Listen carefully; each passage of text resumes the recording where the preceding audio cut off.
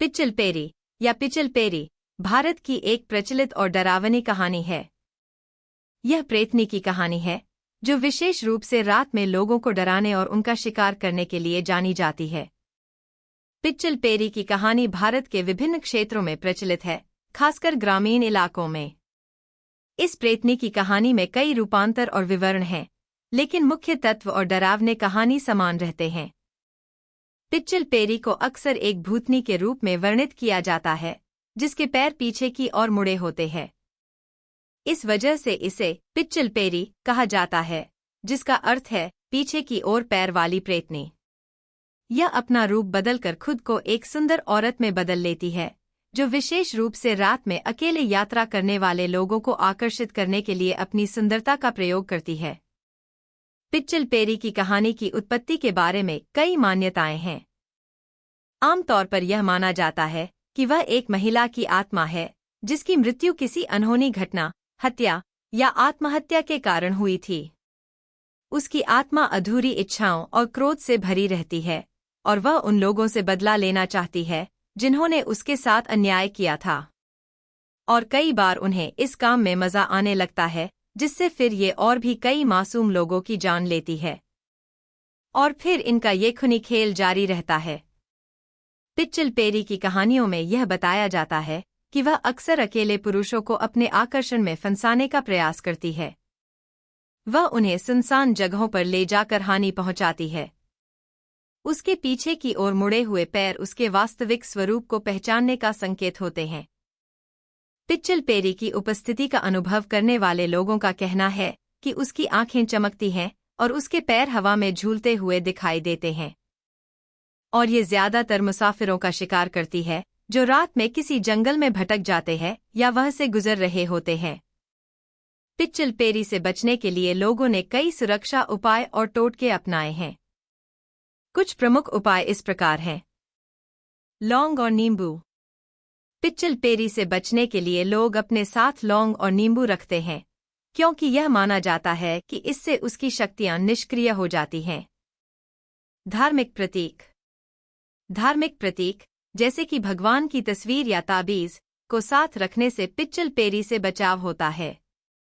जप और मंत्र। विशेष मंत्रों का जाप करने से पिच्चलपेरी की बुरी शक्तियों को रोका जा सकता है। आज के समय में पिच्चलपेरी की कहानी भले ही एक प्राचीन कहानी हो, लेकिन इसका प्रभाव अब भी बना हुआ है। फिल्मों, टीवी शो और पुस्तकों में इस कहानी का उल्लेख किया जाता है, जिससे नई पीढ़ी भी इसके बारे में जानती है। इंटरनेट और सोशल मीडिया के माध्यम से पिच्चलपेरी की कहानियां और भी व्यापक रूप से फैली हैं, जिससे यह कहानियां जीवित रहती है। पिच्चलपेरी भारतीय उपमहाद्वीप की एक प्रचलित और डरावनी लोक कथा है। इस प्रेतनी की कहानी भय, रहस्य और अंधविश्वास के तत्वों को समाहित करती है।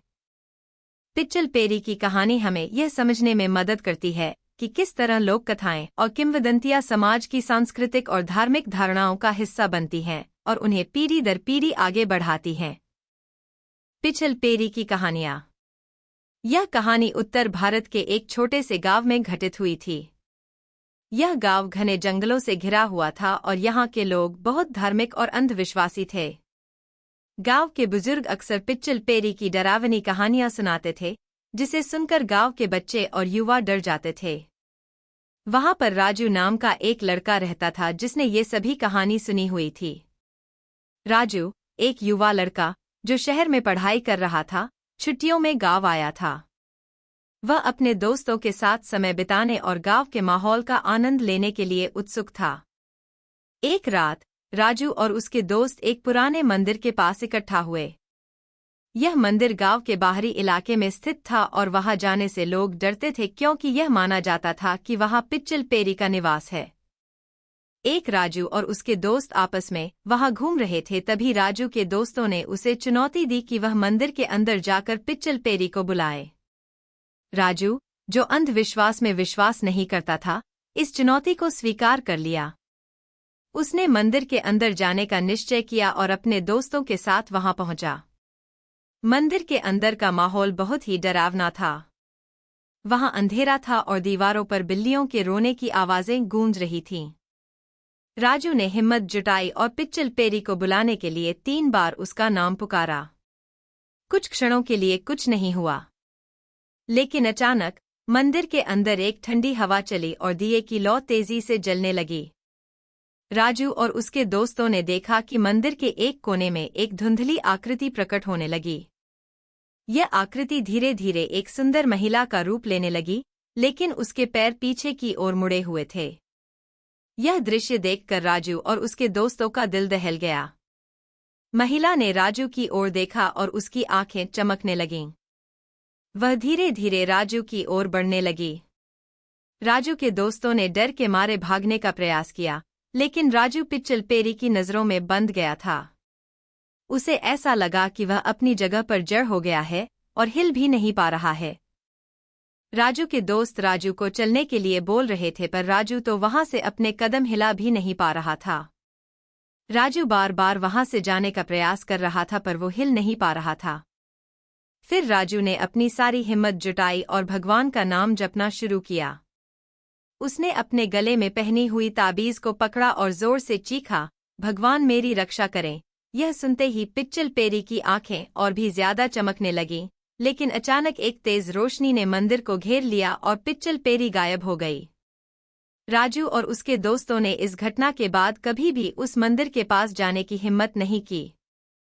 गांव में इस घटना की चर्चा तेजी से फैल गई और लोग और भी ज्यादा सावधान हो गए।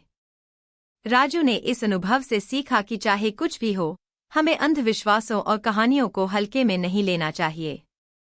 पिच्चल पेरी की यह कहानी गांव में एक सीख के रूप में याद की जाती है, जो यह बताती है कि अज्ञात शक्तियों के साथ खेलना कितना खतरनाक हो सकता है।